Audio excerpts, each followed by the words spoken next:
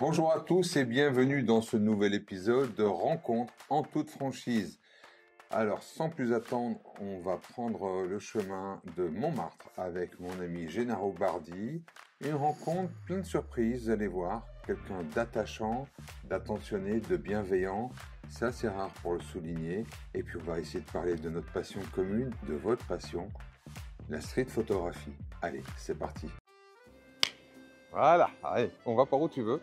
Et après, on se fera un truc, parce que j'aime bien la station Abbesse, comme je parle de l'histoire de Abbesse, machin, oui, papin. oui, bien sûr. Et tiens, tu savais qu'est-ce qu'il y avait avant, place de l'Abbesse?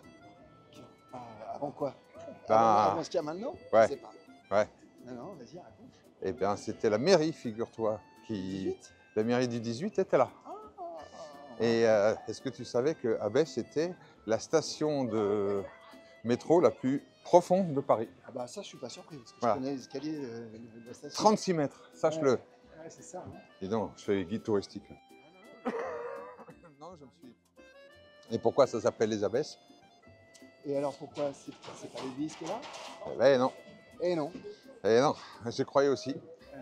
Ben, avant, c'était un couvent. Le couvent des Abbesses. Les abbés, les abbesses. Voilà. Donc, Pour moi, c'est ce que je te disais.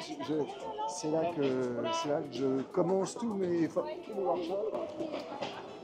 Et c'est là que j'ai fait ma première photo quand moi je participais à mon premier workshop où j'ai appris la photo de rue et même à me servir de mon appareil. alors Je venais d'acheter il y a quand même un truc. presque 20 ans. On va reprendre. Juste avant, Avant pour ceux qui nous regardent, Ouais. nous on s'est rencontrés, on va dire il y a 15 ans, 16 ans, à partir du moment où j'ai démarré ce LOL Project. Ouais. Ok, on s'est rencontrés. Toi, tu démarrais la photo. Si je me souviens bien, Moi, tu avais... je le disais pas encore trop. Hein. J'étais dans l'entre-deux où j'avais une trouille pas possible de me dire. J'avais très envie de faire de la photo, mais je savais pas du tout comment faire. Ok, en tout cas, tu avais envie. Ouais. Et si je me souviens, tu me dis si je me trompe, mais à l'époque, tu t'étais pas fait lourder méchamment d'un boulot et puis tu avais dit je fais autre chose? Alors, je me suis fait lourder méchamment plusieurs fois, mais le vrai moment dont je me souviens vis-à-vis de la photo, c'est en fait le chèque cadeau que m'ont offert les gens de chez Euro RSCG à l'époque, groupe Havas, qui est devenu Havas Paris des années après, et qui m'ont offert un chèque cadeau, mais les collègues avec qui je m'entendais bien.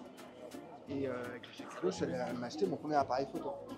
Donc c'était un peu, bon voilà, mais ça va faire un peu. Tu te souviens de ce que c'était le premier appareil photo? Un Pentax K200. Ah, c'est pas mal. C'était à l'époque, il y avait des appareils entrée de gamme, quoi. Ouais. Là, Mais il y a presque 20 ans, pour ceux qui nous regardent, tu as un job, tu te fais lourder. T'as quel âge à ce moment-là? 30, 31. Ah ouais, donc t'as pas 20 ans non plus. Ah non, donc tu te fais lourder, tu avais déjà un truc, voilà. Qu'est-ce qui se passe dans ta tête? Tu te fais lourder? Paf, oh bon, je vais à la Fnac chercher un appareil photo, je vais commencer la photo. Alors, à ce moment-là, je pensais pas du tout, j'avais pas du tout des envies professionnelles. Hein.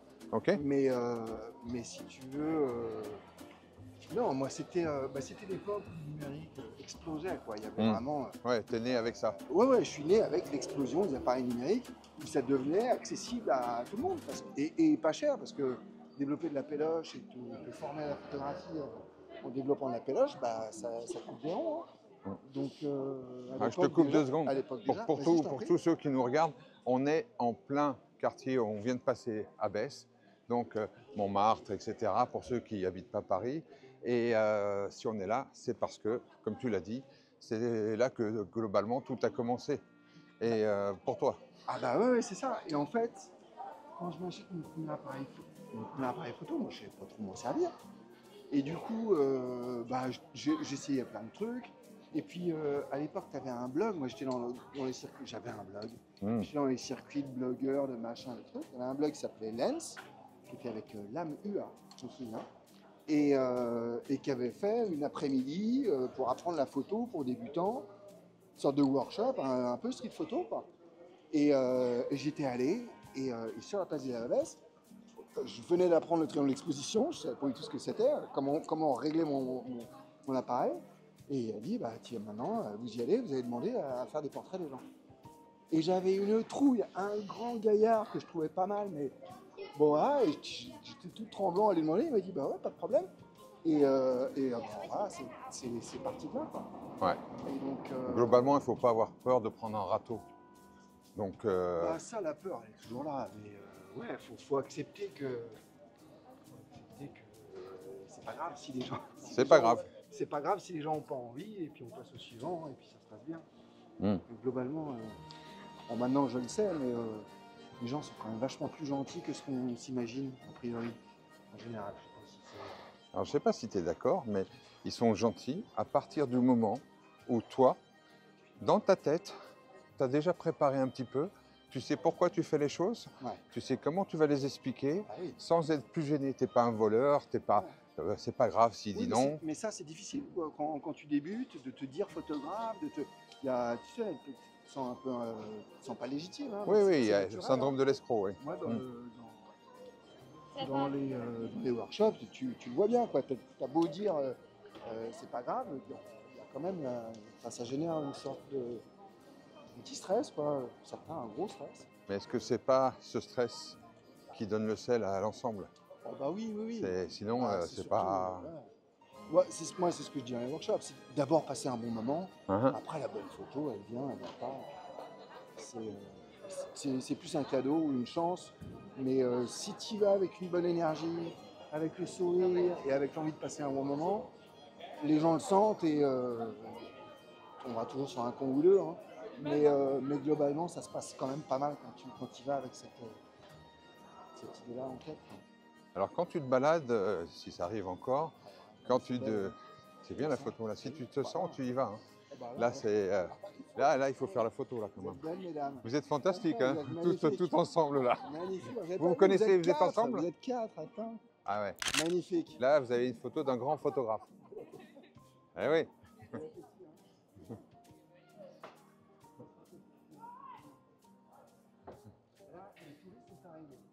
Oui, mais l'image, moi j'ai vu l'image, je me suis dit, Ah bah, bon, on vas-y, l'a tout de suite dit. Ah bah non, mais là, tu peux laisser fais-toi passer. plaisir, hein, Tu peux vas-y. pas laisser passer, quoi. Il y a des scènes comme ça. Alors justement, j'enchaîne. Quand tu es tout seul et que tu sors, Ouais. explique-moi ton processus dans la tête. Ah bah, ça dépend. Ça dépend vachement. Là, en fait, ces dernières années, j'avais quand même toujours un peu en tête le travail sur le livre que je viens de sortir. Et c'est Mon vrai nom que- est personne pour ceux qui Ah, regardent, parce que son livre précédent, dont j'avais fait une petite parution à l'époque, c'était les villes Ville déserte. villes Alors, désertes. le précédent édité, parce qu'il y en a eu des auto-édités entre. Ok. Mais oui, édité, le premier édité, c'était Ville déserte.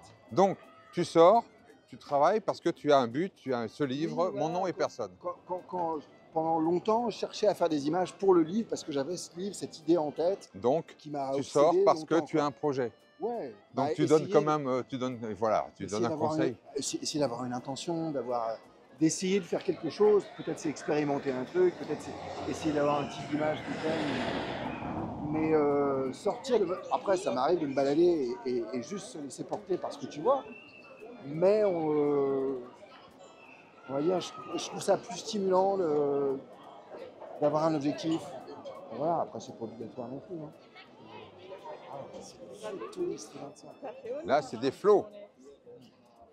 Voilà. Donc, Mais sinon, regardez, si on fait ça, regardez derrière moi ce qui se passe. Au bout là-bas, c'est du monde, hein, voilà. Là, c'est vers le 9e. Et regardez ce qui se passe derrière moi. Voilà. Et là, vous avez cette basilique. Et là, c'est... voilà, ça, c'est un sujet intéressant quand il y a... Voilà. Ce qui est intéressant, c'est de se dire, mais comment on peut faire une photo qui sort du lot dans un lieu où tout le monde fait des photos? Faut bosser. Faut bosser, faut tourner autour, faut chercher. Regarde, tu vois là-bas, le gars en prendre jaune. le temps, quoi. Là, il était fixe, maintenant il se grille sa clope et il est relax comme ça. Et Mais non, mais c'est ça. Moi, c'est pareil à New York ou ailleurs. Des trucs que des millions de gens prennent en photo tous les jours, faut arriver à sortir ce là, mais ça prend vachement de temps. je me permets, hein. Bonjour. J'ai adoré votre attitude. Fumez tranquille en vous baladant. Je peux faire la petite photo? Allez-y, allez-y, allez-y avec la... Non, fumez tranquille. Sans poser, sans poser. Juste vous, vous fumez un truc tranquille. Vas-y. Voilà. Donc vous voyez, là, il y avait une attitude, mais le problème, enfin, Il nous a pas donné grand-chose. c'est qu'il n'a rien donné parce qu'il s'est mis tout de suite. C'est un peu comme les clowns. Je ne sais pas si tu es d'accord. Juste après. Je ne sais pas si tu es d'accord. Il n'y a rien de pire qu'un clown. D'abord, moi, j'aime pas les clowns parce qu'en fait, ils sont tous dans leur rôle de clown et jamais dans leur rôle à eux humains. Et c'est un peu ce que j'ai ressenti là, Et puis, parce que le type est là, voilà. il est en train de bosser, quoi. Mais j'avais vu cette attitude où il était là, quoi, tranquille, en train de fumer. Voilà, je mettrai l'image à l'écran. Mais tu vois, je repense à ce que tu me demandais. Et en fait, il y a aussi plein de moments. Et ça, faire des vidéos sur YouTube m'y a un peu aidé quand même. C'est où c'est juste totalement exploratoire, il n'y a aucun but. Mais en fait, il y a un moment où tu vois un truc. C'est pas forcément des gens d'ailleurs. C'est peut-être une lumière, une ombre, un truc, une couleur. Moi, je sais que sur mon livre, la couleur rouge, ça a été hyper important. Mais et tu vois un truc et tu décides de commencer à chercher une photo. Tu renifles un potentiel, quoi. Et après, bah, faut aller la chercher, la photo. Si je devais avoir un procédé, bon, c'est pas toujours comme ça, hein, mais c'est aléatoire, exploratoire, et je ne décide pas du tout d'où je vais. Et puis, je marche. Tu marches pendant des heures, puis tu sens les trucs, tu suis un truc, et puis quand tu ressens un potentiel quelque part, d'une bonne image, et ben, c'est là qu'il faut bosser. Alors, à quel moment, ou alors, autre question, quelle a été la première photo de ton livre, Mon nom et personne, qui t'a donné envie de poursuivre et de faire le bouquin? La première photo. Alors, la première photo, en fait, c'est un moment. Ok. C'est une semaine à Paris, en fait, où je reviens après 2 ans au Brésil. J'étais installé au Brésil en 2017, 2018, début 2018. Et je faisais, en fait, jusqu'au Covid, je faisais des allers-retours. Je bossais encore pour des agences de voyage, un magazine de voyage, des trucs comme ça. Quand le Covid arrive, je perds tout. Et il se passe 1 an et demi, quasiment. Donc ça faisait 2 ans que je n'étais pas revenu à Paris. Donc en 2021. Et j'ai ressenti ce truc où je suis arrivé là. Et j'ai senti, donc, dans un endroit que je connais par cœur, je me suis senti étranger chez moi. Parce que je m'étais adapté à une nouvelle culture, parce que je m'étais. Et du coup, c'était très, très, très bizarre. Les photos que j'ai faites à ce moment-là, c'était quelque chose. Je voyais Paris comme je l'avais jamais vu, en fait. Tu redécouvrais Paris? Bah ouais, complètement. Ouais, Ah oui, oui, et complètement. tu le voyais, tu te souviens des premières émotions? Bah, c'est cette émotion et c'est le propos du livre, c'est cette perte d'identité. Qu'est-ce que c'est que d'être attaché à un lieu? Pour moi, Paris, c'était l'endroit où j'avais vécu 25 ans. Enfin voilà, il n'y avait aucun doute. Et quand je retournais au Brésil, bah, je continuais à être le français. Et donc, tu as les expatriés connaissent ça, les apatrides, dans des circonstances parfois beaucoup plus dramatiques. Moi, tout va bien pour moi, hein. J'étais un expatrié dans les bonnes conditions, mais si tu veux. Voilà, tu as cette perte d'identité, quoi. Et donc le livre, donc c'est parti de là. Et les premières images que je fais à Paris à ce moment-là, eh ben, elles participent de ça. Si je devais penser à une en particulier, je ne saurais pas dire. Ouais, c'est plus une série d'images et où en fait l'idée du livre est née à ce moment-là. Donc c'est là que tu as commencé à construire. Première pierre, deuxième pierre, et puis on y va. Alors, c'est pas aussi fluide et facile parce que ça prend 2-3 ans. Où est-ce qu'on va? Comme tu veux, on est chez toi là. Ouais, tiens, on va aller par là. Et je peux te faire grimper. Ah ben je grimpe si tu veux, hein. Et donc, ouais, alors c'était pas en droite ligne, mais si tu veux, il y a eu beaucoup de lectures aussi sur qu'est-ce qui nous rattache à un lieu, quoi. C'est un truc particulier quand même. Et voilà, et puis après, bah, au fil du temps, ce titre, il est arrivé assez rapidement. Comme une évidence. Ouais, ouais. Est-ce que le titre peut conditionner ce que tu mets dedans? Ah bah oui, oui, oui. Souvent. Oui, le titre doit bien représenter le sujet. Le sujet, alors pour le coup, dans ce livre, il n'est pas du tout exprimé, il n'y a pas de texte. Justement parce que pour ne pas rattacher les photos à un lieu en particulier, pour que ce soit que ce soit à Londres, à Marseille ou n'importe où. Mhm. Voilà, ça n'aurait pas de sens d'avoir une légende. Le sujet, c'est la perte d'identité. Mais en gros, ouais, après, voilà, c'est un travail répété à différents endroits et puis sur 3 ans, quoi. Ça s'appelle un micro qui chute en Fais gaffe direct. quand même, hein. Donc, Clipse-le peut-être, hein. donc Mais là, je il vais. était clipsé, dis donc. Il était clipsé, on va le reclipser. Voilà, c'est un petit aimant qui s'en va. Tiens, voilà. Alors pour ceux qui nous regardent, vous savez, je suis toujours assez direct. Je vais vous dire un truc. Je me suis déjà baladé avec mon ami il y a 10 jours. Et c'est une petite Insta360 X4 que j'utilise, histoire d'être vraiment à l'intérieur, le grand angle, et puis qu'on ne se pose pas de questions, cadrage ou une autre personne et autres. Et la X4 a un truc qui est bien, mais qui ne me sert absolument pas, c'est que vous pouvez travailler sur un mono-objectif ou sur la 360. Alors je ne vois pas qui a été foutre une petite touche où on peut glisser et que ça devient mono-objectif. Parce que vous tournez et après vous ne pouvez plus monter et choisir votre axe. Voilà ce qui est arrivé la dernière fois. C'est pour ça que j'ai le plaisir C'est la deuxième prise. de faire une deuxième prise. Je vais vous dire ça parce que ça arrive, j'allais dire au meilleur, pour pas exagérer, mais tout ça pour vous dire que je suis devenu parano puisque c'est la première fois que ça m'arrive. Vous voyez, je vous parle, mais en fait, lui, il continue, hein, il scanne. Hein. Il y a une chose que tu as dit tout à l'heure 2 fois. Ouais. C'est, tu te fais lourder, tu vas à la Fnac, tu achètes ton premier boîtier avec ce fameux chèque cadeau, merci aux amis. Résilience, choc. Et deuxième chose, tu te crées une nouvelle vie, on va dire. Boum, Covid, tu perds tout, tes clients, touristes, etc. Et on recommence de nouveau, tout à zéro. Voilà. Est-ce que c'est pas aujourd'hui, pour le dire à tous ceux qui nous regardent, quand tout fonctionne bien, profitez-en vraiment bien parce que mettez-vous dans l'esprit qu'il faut toujours remettre et encore remettre. Je pense que c'est permanent dans la vie, mais c'est permanent. Et tu me donnes l'enchaînement parfait parce que, évidemment, tu es né avec le numérique. Ouais. Moi, je suis né avec l'argentique. Parce que je suis beaucoup plus vieux que toi. Et donc... oh. Et donc, t'as quel âge? Je vais avoir 50 l'année prochaine. Eh, 50, les amis, il est pas mal, hein, quand même. Hein. Mais bon, lui, c'est le beau gosse de la profession en même temps. Hein. Donc, je suis né avec l'argentique. Toi, tu es né avec le numérique. Quand j'étais dans l'argentique, pour moi, j'allais faire ce boulot jusqu'à la fin de mes jours. Et j'aurais jamais imaginé t'as vécu le un numérique. nombre de bouleversements. Voilà. Et puis toi, tu es né avec le numérique. Tu te dis, allez, c'est bon, là. Je fais mes 50 prochaines années en numérique. Ouais. Et boum, arrive quoi? L'IA. Ouais. Alors, quel conseil tu donnes aujourd'hui aux jeunes photographes qui démarrent et qui soit ont peur, soit réagissent par rapport à ça et se remettent en question? Tu dirais quoi aujourd'hui? Il y a une certitude, c'est que tu ne peux pas te lancer dans la photo ou dans la vidéo ou dans la production d'images, quelle qu'elle soit, aujourd'hui, comme moi je me suis lancé il y a 15 ans, ou comme toi tu as peut-être émergé quand ta carrière a commencé.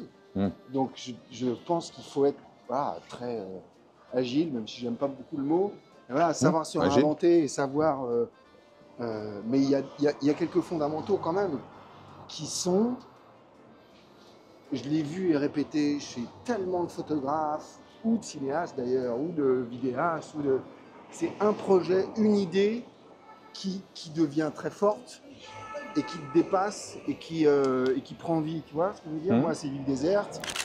Toi, c'était probablement pas la première fois que ta carrière décollait, mais le project, c'est quelque chose qui t'a emmené au-delà de ce que tu imaginais au départ. Ces 15 dernières années, en tout cas, oui. Voilà, et c'est ce genre d'idée, ce genre de... Gauche-droite? Bon, on va aller à gauche. Allez. On va aller à gauche. Et puis après, moi, je sais que Ville déserte, je cherchais une bonne idée, mais tu sais jamais tant que tu l'as pas faite. Et puis encore, quand elle est faite, c'est jamais fini, parce que moi, j'essaie de vendre des photos personne ne me répondait, personne ne me connaissait. Et puis à l'époque, moi j'avais un blog, je connaissais pas mal de gens dans les blogs. Et j'ai donné les photos. Et donc à l'époque, ça paraissait un peu aberrant de dire tu donnes tes photos, elles sont publiées gratuitement, tout le monde peut les... Oui, tout le monde peut les voir gratuitement, mais tout le monde peut les partager gratuitement.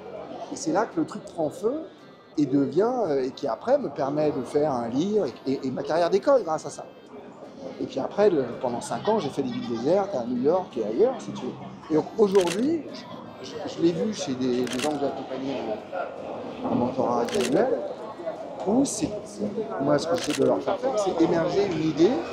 Alors, comment est-ce que tu as justement démarré quand Ville déserte sort et après tu vas dans plusieurs capitales et autres. Ouais. Comment tu finances ces projets très perso? Tu as un mécène fantastique saoudien qui vient te chercher? Somaya, si vous m'écoutez, vous êtes mécène, Voilà. pensez à moi. Donc, et sinon tu fais comment? Bah, alors, enfin, moi, en tout cas, ce que j'ai fait, si tu veux, moi, je suis un photographe, je fais de la commande commerciale, je fais du portrait, je fais des événements. Et puis, en fait, donc, ce sont mes premières commandes où, voilà, j'avais quelques commandes qui venaient du... J'ai travaillé 10 ans dans la communication, donc j'avais un réseau dans la communication, j'avais un blog où j'avais déjà une audience, ce que n'avaient pas d'autres photographes à l'époque, sur les réseaux sociaux. Voilà, je pouvais toucher des gens assez rapidement. Aujourd'hui, ça paraît évident de dire, bah oui, on préfère travailler avec quelqu'un qui a une audience parce que ça participe de la communication c'est de la marque. surtout, on achète aussi son audience. On achète aussi son audience, Et bien oui. sûr. Mais il faut imaginer qu'en 2010, 2011, 2012, ces notions-là, c'était encore complètement balbutiant, quoi. Et, mais ce qu'on voit la photo, à l'époque des blogs, on avait compris ça assez vite.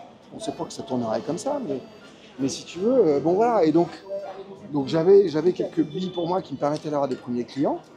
Mais après, j'ai toujours voulu avoir un projet perso qui soit quelque chose qui m'identifie et de ne pas me présenter comme photographe de portrait ou photographe d'événements, qui, je pense, limite en fait pas mal. En France, en France. En France ou dans le monde. Est-ce qu'on a en France plus qu'ailleurs l'habitude de te mettre dans une case et pas t'en sortir? Oui, c'est vrai. C'est le syndrome de la case, on connaît. Mais, moi, ça, c'est partout, je pense. Hein. Tu crois? Ouais, je pense. Ok. Je pense que c'est plus facile de... Mais en tout cas, il ne faut pas tomber dedans, quoi. Donc, s'il y a un conseil que je devrais donner, c'est chercher une idée qui soit intéressante ou qui puisse, entre guillemets, faire parler de vous. Mais il y a 15 ans, c'était pas comme aujourd'hui. Ouais. Rue du Chevalier de la Barre, je ne suis jamais passé par là, dis donc. Bah, Tu veux qu'on monte? Allez, on y va. On va réduire le pain un petit peu. Eh oui. Je veux pas que tu fatigues. Et voilà, je l'attendais celle-là. Ah, tu vois, non, c'est moche. Il y en a un qui va faire dans 5 minutes, là, tu vas voir. Il est beau ce petit bébé. Ah là, c'est joli ici. C'est sympa. Alors, tu sais que ce petit programme s'appelle Rencontre en toute franchise. Alors, comme tu le sais, on a l'habitude, lorsqu'on fait ce genre d'exercice, de dire « Ah, ma vie rêvée, super, tout va bien, etc. » Voilà. Donc, en toute franchise, ma question est la suivante. Pourquoi tu as accepté de participer à l'émission? Parce qu'il faut quand même un certain courage de dire en toute franchise. Oui. Donc, première question, pourquoi tu as accepté? Déjà, pour l'admiration que j'avais pour toi. Oui, vous voyez, il commence à souffler. C'est vrai, tu poses la question à monter aussi. Ouais. Mais voilà, l'admiration que j'avais pour toi et l'amitié, en tout cas, que je crois maintenant avoir pour toi. Donc c'est d'abord ça. Après, en toute franchise, moi, je pense que c'est bien par défaut de partager, en fait.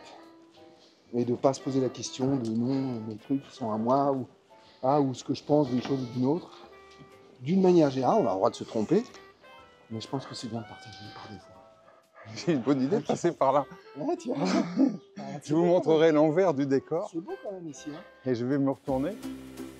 Vous voyez ce qu'on a fait là quand même. Mais c'est beau.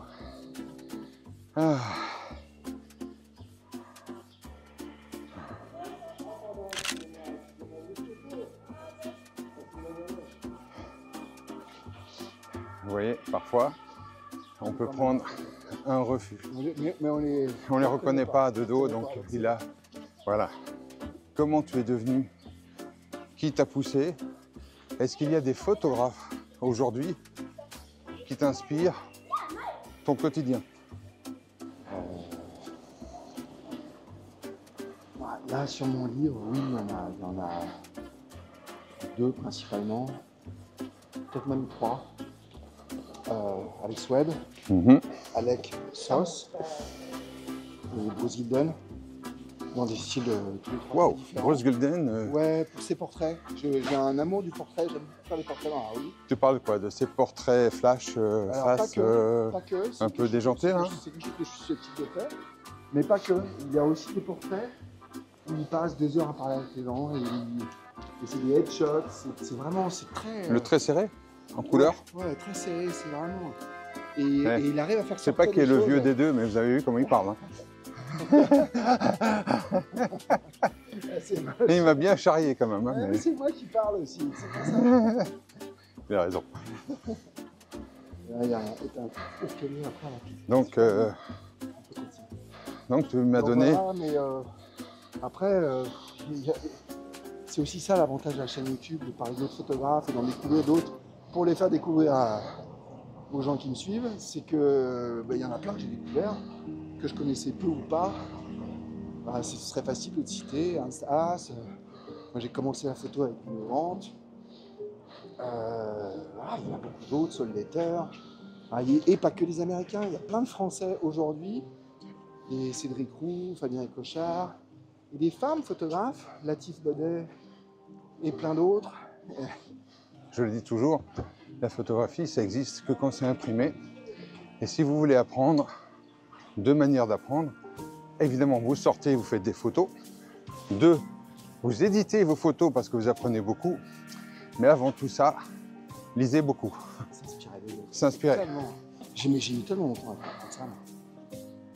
Donc tu voulais aller là, tout en haut? Ou on va par là? On est tellement près, je serais con de pas y aller, non? Ah bah ouais. On va par là. Comme tu le sens.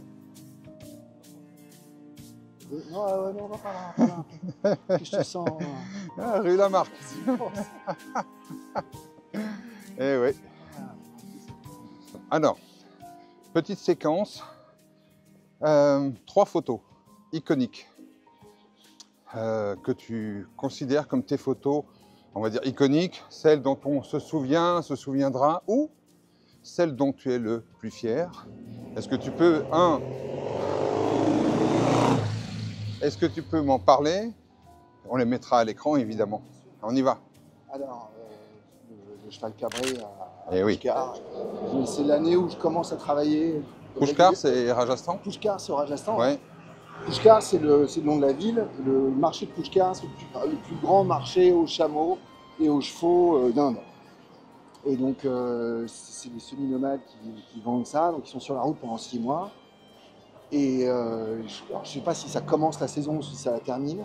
Mais voilà, c'est un marché extraordinaire, gigantesque. Tu as 3-4 collines remplies de chevaux, et avec les mecs qui dorment sur place. Il y a beaucoup de gens qui viennent photographier ça aussi. Mais voilà, c'est extraordinaire. Comment tu arrives là-bas?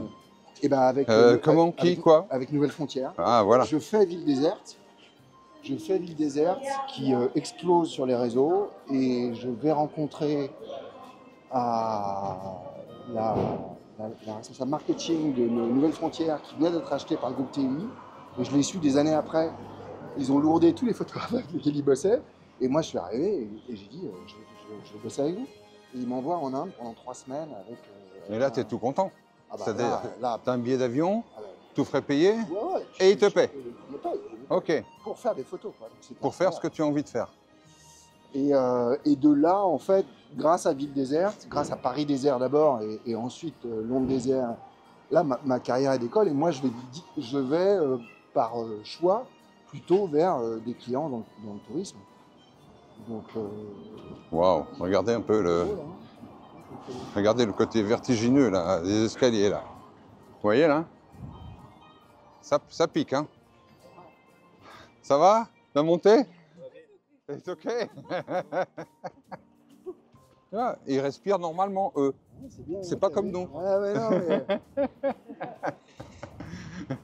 c'est plus calme ici, mais c'est beau ici aussi.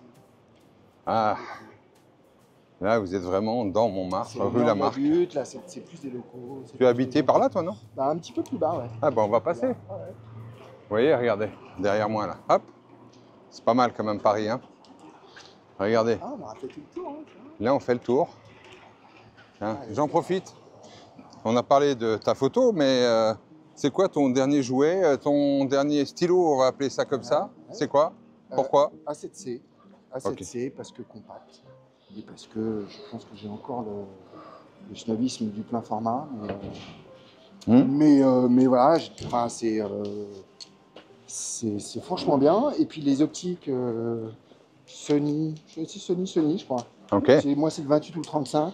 Le 28 étant un petit peu plus court. C'est léger, quoi. La plupart du temps, c'est le 28. Mais bon. Et quand tu pars comme ça, quand tu pars, voilà, on revient sur ton cheval, tu pars avec deux boîtiers? Tu pars comment, avec quoi? Non, à l'époque, j'avais 2 boîtiers. Ok. Et le 24-70, le 70-200. Et en général, au moins une optique de portrait, mais au final, je m'en servais pas de la 3D optique. C'était quoi? Donc, on répète? Un 24-70. Donc, zoom? Et un 70-200. Moi, c'était le. Eh oui. C'était le. Parce que tu pouvais tout faire avec.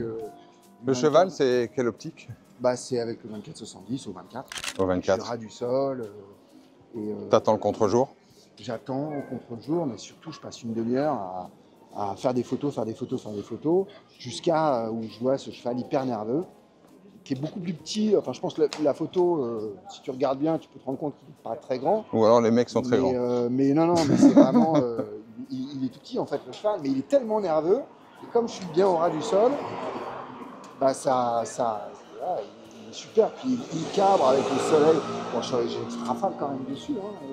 Voilà, rafale. Ce qui était, bon, c'est normal quand en 2 mots, tu as travaillé ta scène. Tu as passé un petit temps quand même dessus. C'est pas. Bon, j'avais pas une grosse rafale dessus, donc il y avait quand même une petite part de chance, on va dire. Mais si tu veux, oui. En fait. Donc ça, quand... je savais où je voulais me mettre, quand je voulais le mettre, et j'attendais le bon cheval, en fait. Et en fait, tu voyais un potentiel. Quand on voit, c'est pour tous ceux qui nous regardent, quand le potentiel est devant vous, vous avez ce sentiment-là, tous les feux verts s'allument. Ouais. Prenez le temps, posez. Et parfois, tu attends une demi-heure et le truc n'arrive pas. Quoi, hein. Ah oui. C'est ça. Et franchement, là, je pense que ça faisait bien 20-25 minutes que j'étais là, ou une demi-heure. Et tu as failli lâcher. Et t'es en plein soleil. Moi, j'étais en train de penser, bon, je vais me casser, j'ai rien de bon, c'est pas grave, quoi. Et jusqu'à ce que je vois ce cheval-là. Mais si tu veux, t'as quand même. Donc, première photo, le cheval. Celle-là. Voyage, extérieur. Ouais, puis okay. Ça, elle marque des années dans les avions, à voyager beaucoup, tant que j'étais célibataire. À l'époque, je pouvais. Et puis voilà, une deuxième image, ce serait celle, le reflet inversé de Flatiron à New York. Qui est, le Flatiron, c'est comme Montmartre, quoi. C'est photographié des millions de fois tous les jours. J'y suis allé beaucoup de fois, probablement 25 fois. Et voilà, et cette photo, c'est pareil, c'est beaucoup d'attente jusqu'à ce que la bonne scène arrive. Et je ne savais pas du tout quand je l'ai fait qu'elle était bonne, mais voilà. En général, le cheval comme celle-là, je vais vite voir à l'hôtel si la photo est bonne pour développer. Ma question était, est-ce que tu as fait ce qu'on dit à tous de ne pas faire? Regardez tout votre écran juste après. Avec l'expérience, parfois tu sens que tu tiens un truc, quoi, et tu as envie d'aller le vérifier rapidement, quoi. Hein. C'est pas toujours, hein, parfois tu t'en rends pas compte tout de suite. Mais parfois, un truc très spectaculaire, tu vas le sentir, quoi. Donc, et c'est une bonne poussée d'adrénaline quand tu as une image qui te plaît, c'est sympa, quand même. Ok, donc là c'est du voyage. La deuxième c'était donc du New York. C'est du noir et blanc, c'est de la street photo, noir et blanc, un petit peu classique, voilà, plus. Et c'est moins ce que je fais aujourd'hui, mais ça, moi, pendant 5 ans, j'ai fait que du noir et blanc et que de la photo longue. Donc c'est comme ça que je suis arrivé à la photo. Et après, quand je suis allé dans le voyage et dans la commande, je m'en suis écarté en fait, et sans m'en rendre compte. J'ai commencé à plus travailler pour mes clients que pour moi. Donc de la couleur. Et donc de la couleur. Et, Alors comment les clients sont arrivés chez toi si tu faisais que du noir et blanc? Ils se bah, sont je me dit... suis mis à faire la couleur. Je me suis mis à faire la couleur. Et je me suis fait un portfolio en couleur. Ok. Parce que, mais bon, il y a eu un peu de temps d'apprentissage quand même. Mhm. Ok. Troisième photo et dernière photo, parce qu'après on va passer à autre chose. J'ai pas envie de bien, j'ai pas envie de te ramener le livre, c'est dommage, sur une parisienne. Celle qui est la deuxième couverture de mon livre. Il y a les Jazzman, le mec qui passe la porte, que je trouve fabuleuse, mais c'est aussi à New York. Donc, et t'en as une avec, je crois pas que je te l'ai envoyé, je te la renverrai, où t'as un panneau. Un panneau indicateur, genre sens interdit, qui est quasiment écrasé. Tu as une belle lumière qui rend 3 personnages. C'est un peu plus. C'est moins intense que le mec au chapeau, mais ouais, j'aime bien cette image aussi. Et elle est plus caractéristique de ce que je fais aujourd'hui. Aujourd'hui, est-ce que tu as des gens qui t'appellent en disant j'ai vu votre livre, ou j'aime ce que vous faites, j'ai vu vos photos. Comment ça se passe? Quel est ton quotidien en fait en termes de commandes, mentorat, alors, ouais, etc. J'en fais occasionnellement, hein, mais. Alors on est en toute franchise. Oui. Donc ça veut dire, t'en fais si on t'appelle, non, mais voilà, ou tu refuses.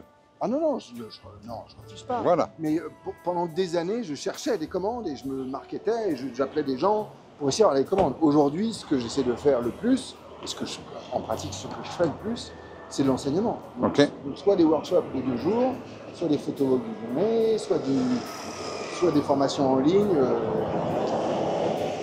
du mentorat individuel avec des entretiens pour accompagner les photographes. Donc ça, aujourd'hui, c'est mon quotidien.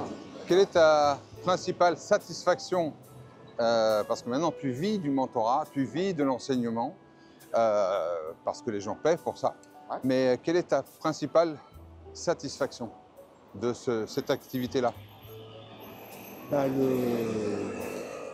Un exemple de quelqu'un que tu as suivi et puis quelqu'un qui a sorti un beau projet.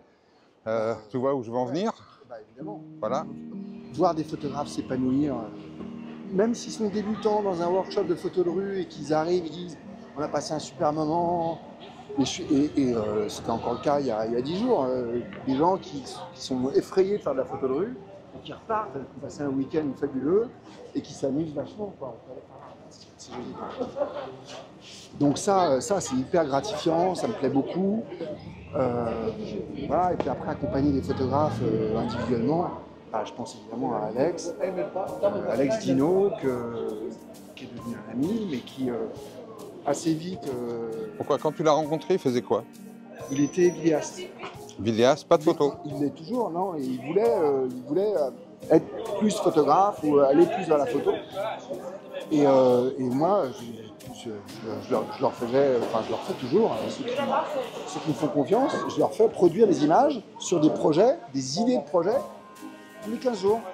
Donc voilà, il faut produire, et puis il faut produire des idées. Et donc tu les suis tout le temps? Ouais, c'est des entretiens tous les 15 jours. Tu veux qu'on aille par où? Je me suis écarté parce qu'il criait beaucoup au téléphone. C'est joli, hein? C'est pas à vous. C'est pas à vous? C'est à qui? Hein? C'est à vous les photos? Ah bah ouais, non, on va pas... C'est bien rien.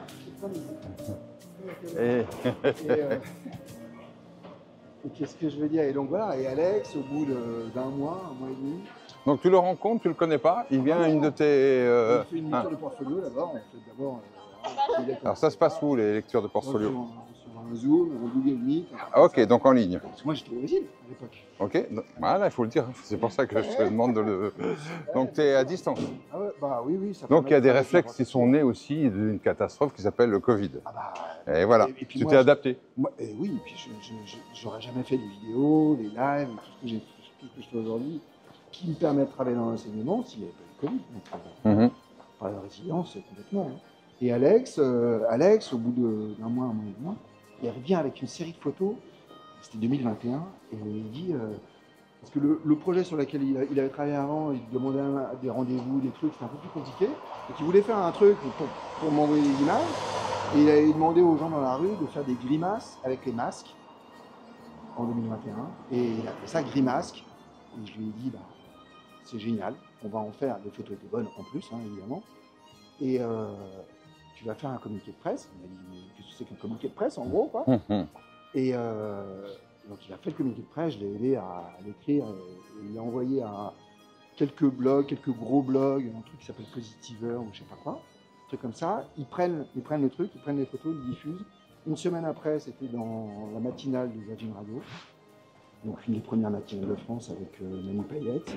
Et derrière, France 3 Région, France 2, TF1, enfin et une quantité de médias invraisemblables. Il a fait ça pendant 1 an. Okay. Et voilà, et donc c'était là, le truc a pris feu totalement. Alex est aussi devenu un ami. Mais voilà, c'est une des belles histoires. Il y en a d'autres, mais c'est une des belles histoires. Allez voir Alex Dino, très très bon photographe. Donc vous voyez comment on démarre et qu'on peut devenir un très très bon photographe. C'est pour ça que je voulais qu'il me raconte cette histoire. C'est une vraie satisfaction lorsque vous faites des masterclass, workshops, de voir des gens s'épanouir et trouver ce que j'appelle moi leur zone de génie en fait. Et c'est toujours gratifiant. Et ça sert à ça, donc n'hésitez pas à aller déjà voir les workshops de notre ami et puis de participer parce que c'est bien de lire, c'est bien de regarder YouTube, mais c'est bien de faire du live, de rencontrer d'autres personnes, de vous confronter en toute bienveillance. C'est ce qu'il y a de plus intéressant aujourd'hui où tout se fait évidemment sans contact, sans rien, etc. Le contact, il n'y a rien de mieux et la street photographie, ça sert aussi à ça. Alors, je vais te poser une toute dernière question parce que ça fait longtemps qu'on marche. Hein. C'est moins essoufflé, là. C'est bien. Hein, c'est bien. On descend. Tu te vois où dans 10 ans? Je ne voulais pas avoir la prétention, mais enfin, voilà. Ouais, non, j'ai l'ambition. Donc, enfin, 10 bouquins de plus? Alors, 10 bouquins de plus, non. Je voulais, à une époque, tu as un bouquin par an. C'est compliqué quand même. Donc, non, mais j'aimerais.